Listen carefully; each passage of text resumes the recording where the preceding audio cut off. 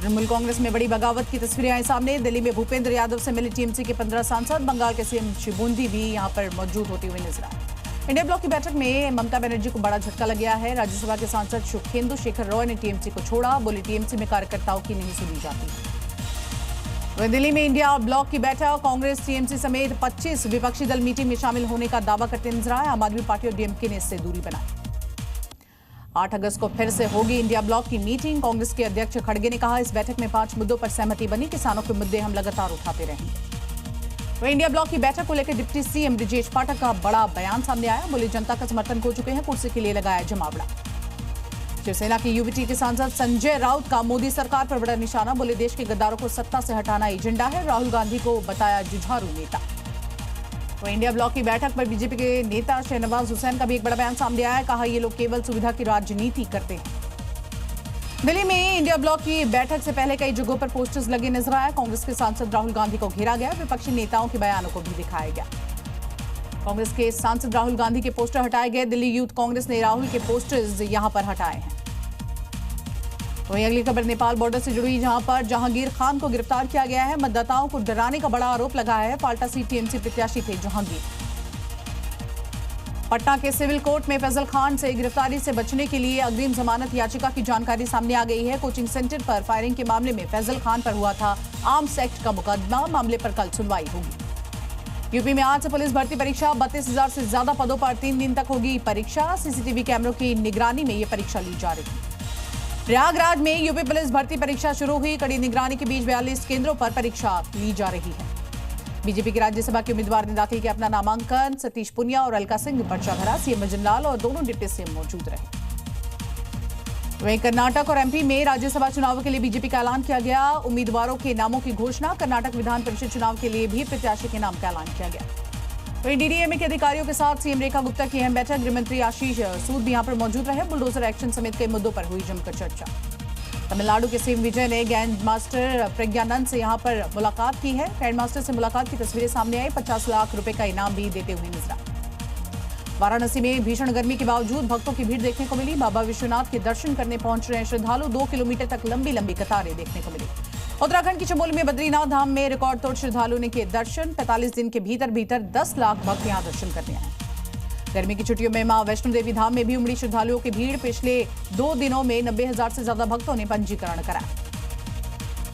वहीं दिल्ली में प्रोफेसर हत्या का खुलासा। नौकर दंपति गिरफ्तार किए गए। सीसीटीवी टेक्निकल सर्विलांस से कार्रवाई।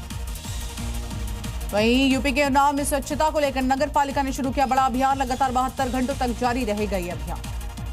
बनारस की दाल मंडी में एक बार फिर से बुलडोजर एक्शन देखने को मिला, जहां अवैध निर्माण पर पोकलैंड से प्रहार किया गया। इसी के साथ साथ इलाके में हड़कंप का माहौल हो गया है।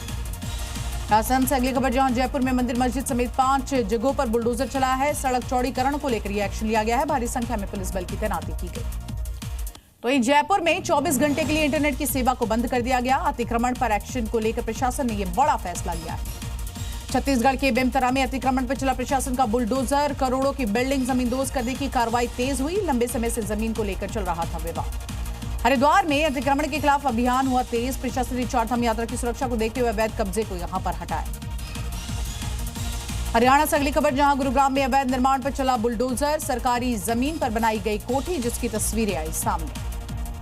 तो मुंबई के दादर में बेकाबू बस ने कई वाहनों को यहां टक्कर मारी। हादसे में एक की मौत की जानकारी। कई लोग घायल भी हैं। मौके पर चीख पुकार मचती हुई नजर आई। कोटा से अगली खबर, जहां पर तेज रफ्तार का कहर देखने को मिला। बेकाबू ट्रेलर ने शख्स को कुचला, तो वहीं मौके पर ही मौत की जानकारी। पुलिस ने ट्रेलर को जब्त करके जांच आगे बढ़ाई। बिहार के औरंगाबाद से अगली खबर, जहां बस, ट्रक और ट्रेलर में भीषण टक्कर होती हुई नजर आई। हादसे में 3 लोगों की मौत की जानकारी, तो वहीं 20 लोग घायल। ओवरटेक करने की वजह से यह भिड़ंत हुई। छत्तीसगढ़ से अगली खबर, जहां दुर्ग में पुरानी रंजिश में युवक और उसके साथी को बेरहमी से पीटा गया। घटना सीसीटीवी में कैद हुई। पुलिस ने मुख्य आरोपी को किया गिरफ्तार। जोधपुर में दबंगों ने बरपाया कहर। मामूली विवाद में युवक को बेरहमी से पीटा। घटना से इलाके में दहशत का माहौल। दिल्ली हवाई अड्डे की अगर बात करें, 16 किलो हाइड्रोपोनिक गांजा बरामद किया गया। कस्टम विभाग ने 2 यात्रियों को इसके साथ गिरफ्तार किया। फिलीपींस से अगली खबर, जहां 8.2 तीव्रता का भूकंप आया। भूकंप के झटकों से इमारतें ढही। 5 लोगों की मौत की जानकारी यहां पर सामने आई। तो अगली खबर आपको बता दें, फिलीपींस में भूकंप के झटके से ढही मॉल की इमारत। सड़क पर जान बचाते हुए लोग नजर आए।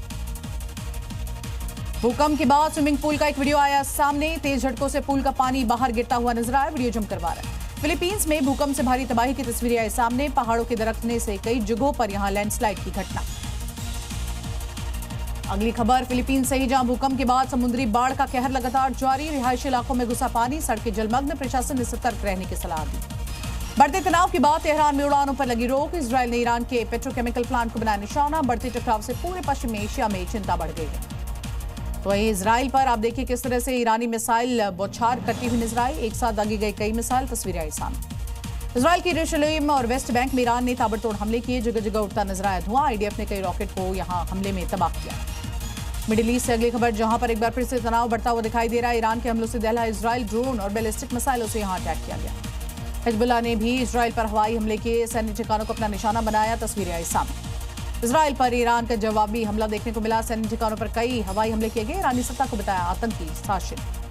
वहीं ईरान में इजरायल के एयर स्ट्राइक की तस्वीरें आई सामने। धमाकों की आवाज से दहल उठा पूरा का पूरा इलाका। लोगों में अफरा तफरी का माहौल। इजरायली सैन्य ठिकानों की ओर से अब देखिए मिसाइलें बढ़ते देखकर खुशी से झूम उठे ईरानी नागरिक। सड़कों पर झंडा लहराकर जश्न मनाते नजर। ईरानी हमले के बाद इजरायल ने सबसे बड़ा एयरपोर्ट किया बंद। एयरपोर्ट पर नजर आए अमेरिकी फाइटर जेट्स।